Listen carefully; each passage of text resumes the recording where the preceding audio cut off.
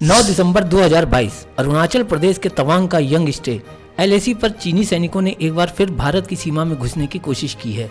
दरअसल चीन अरुणाचल प्रदेश को दक्षिण तिब्बत का हिस्सा बताकर अपना दावा पेश करता रहता है। चीन ने 2021 में अरुणाचल प्रदेश के 15 इलाकों के नाम तक बदल दिए थे।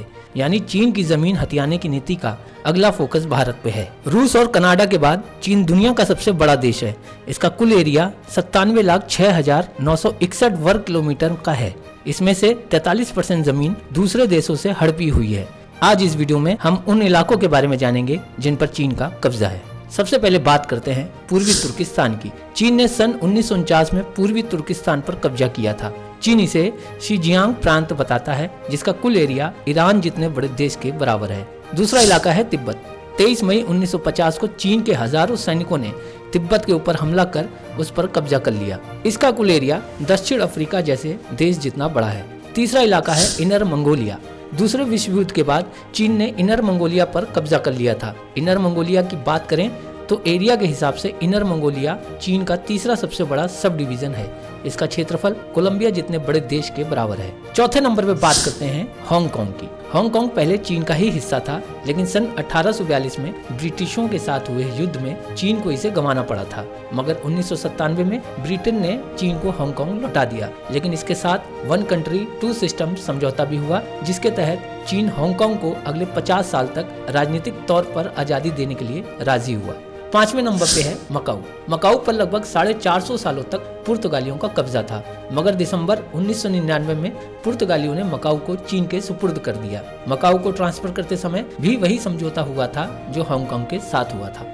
अब बात करते हैं भारत की। 11 मार्च 2020 को लोकसभा में दिए जवाब में उस वक्त के भारत के विदेश राज्य मंत्री वी मुरलीधरन ने बताया था कि चीन अरुणाचल प्रदेश के 90,000 वर्ग किलोमीटर के हिस्से पर अपनी दावेदारी पेश करता है, जबकि लद्दाख का 38,000 वर्ग किलोमीटर का हिस्सा चीन के कब्जे में है। अगर देखा जाए तो जितना भारत का हिस्सा चीन के कब्जे में है, उतना एरिया स्विट्जरलैंड का भी नहीं है। कुल मिलाकर चीन ने भारत के 43,180 वर्ग किलोमीटर पर कब्जा जमा रखा है, जबकि स्विट्जरलैंड का एरिया 41,285 वर्ग किलोमीटर का ही है।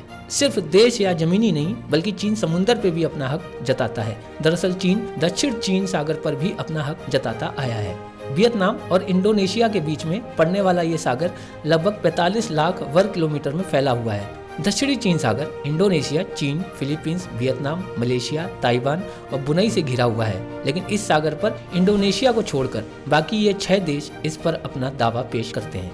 आज से कुछ साल पहले दक्षिणी चीन सागर को लेकर कोई भी विवाद नहीं था, मगर सन 2017 में चीन ने इस सागर पर आर्टिफिशियल द्वीप बनाकर अपना सैन्य अड्डा बना दिया है। इसके बाद से चीन पर कई सवाल उठने लगे, मगर चीन ने दावा किया कि दक्षिण चीन सागर से चीन का ताल्लुक करीब 2000 साल से भी पुराना है। यहाँ ये जानना भी जरूरी है कि आखिर क्यों दक्षिणी चीन सागर इतना जरूरी है। दरअसल कई देशों से जुड़े होने के चलते इस इलाके में जहाजों की आवाजाही भी ज्यादा है और ये दुनिया के सबसे बिजी जल मार्गों में से एक है। जानकारी के मुताबिक हर साल इस मार्ग से $5 ट्रिलियन से ज्यादा का बिजनेस होता है, जो दुनिया के कुल समुद्री व्यापार का 20% है।